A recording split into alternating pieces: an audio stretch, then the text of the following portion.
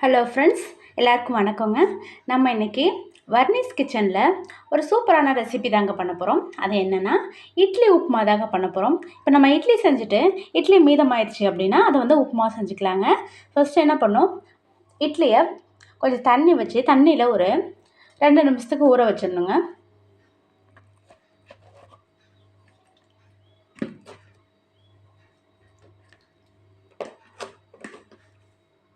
ரெண்டு நிமிஷம் இட்லி நல்லா ஊறிடுச்சுங்க. இப்போ இந்த இட்லியை எடுத்து நம்ம நல்லா புழிஞ்சிட்டு ஒரு பாத்திரத்தில் வச்சுக்கலாங்க.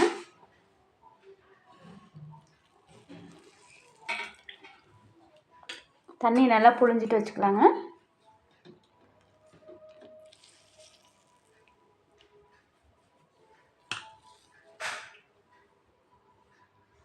இப்போது இட்லி நல்லா உதிர்த்துக்கலாங்க.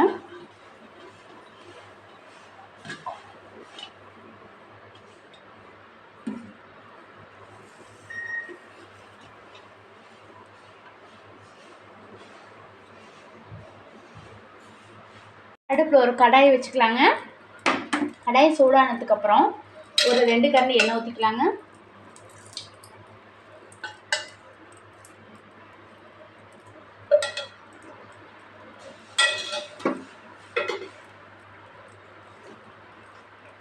எண்ணெய் சூடானோன்னு கடுகு ஒரு 1/4 டீஸ்பூன் போட்டுக்கலாங்க.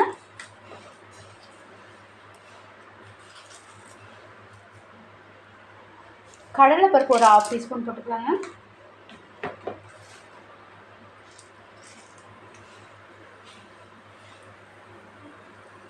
உளுந்த பருப்பு ஒரு 1/4 போட்டுக்கலாங்க.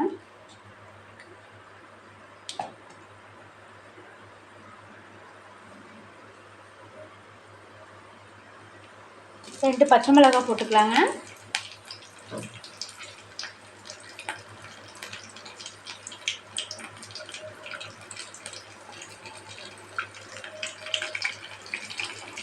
சின்ன வெங்காயம் ஸ்லைஸாக வெட்டின சின்ன வெங்காயம் ஒரு 50 கிராம் போட்டுக்கலாங்க.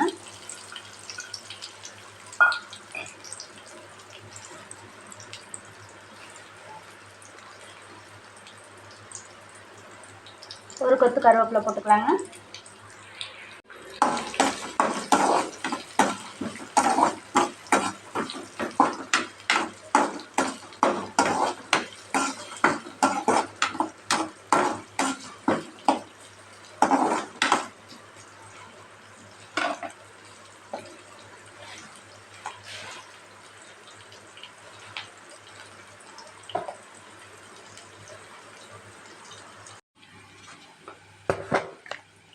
உப்பு ஒரு 1/4 டீஸ்பூன் மட்டும் சேர்த்துக்கலாங்க.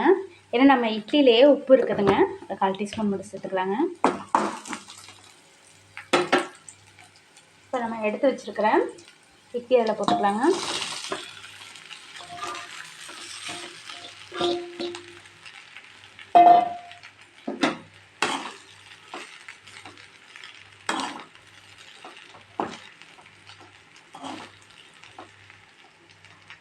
இப்போது நம்மளோட இட்லி உப்புமா சூப்பராக ரெடி ஆயிடுச்சுங்க.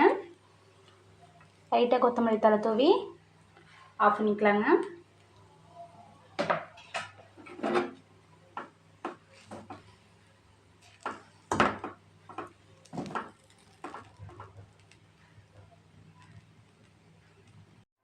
நம்மளோட இட்லி உப்புமா சூப்பராக ரெடி ஆயிடுச்சுங்க.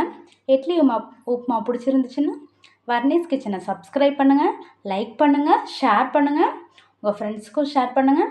நீங்களும் இதை செஞ்சு பாருங்கள். செஞ்சு பார்த்துட்டு எப்படி இருந்துச்சுன்னு எனக்கு கமெண்ட் பாக்ஸில் சொல்லுங்கள். சப்ஸ்கிரைப் பண்ணும்போது பக்கத்தில் உள்ள பெல் பட்டனையும் கிளிக் பண்ணிக்கோங்க. அப்போ தாங்க நான் போடுற எல்லா வீடியோ உங்களுக்கு உடனுக்குடன் கிடைக்குங்க. Thank you friends. தேங்க்யூ ஃபார் வாட்சிங்.